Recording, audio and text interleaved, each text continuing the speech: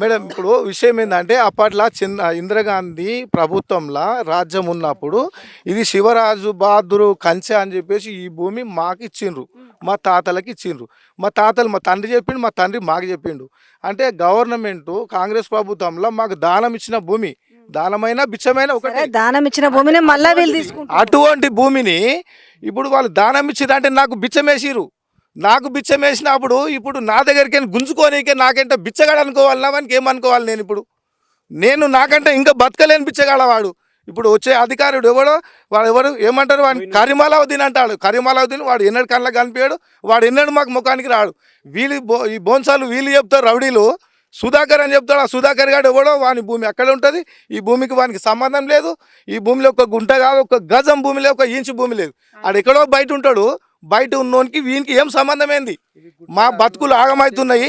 మేమేం చెప్పినాం, మమ్మల్ని బతకని నీకు నీ అయ్యే జాగిర్ అని చెప్పేసి అసొంటిది అంటున్నారు కదా, ఇళ్ళనే నీకు సగం తీసుకో నాకు సగం అని కూడా చెప్పినా నేను. ఇట్లాంటి డిక్లేర్ కార్డు కూడా వచ్చినా, కానీ ఇప్పటిదాకా అది మాట్లాడాడు. నన్ను ఏదో ప్రయత్నం చేసి దుబ్బనికైనా ప్రయత్నం చేశాడు.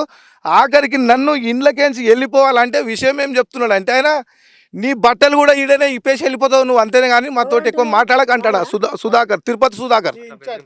బట్టలు కూడా నేను వేసుకున్న బట్టలను వస్తాడా నేను వేసుకునే బట్టలను ఇక్కడనే ఇప్పేసి లారీ నింపుకొని వెళ్ళిపోవాలంట నేను.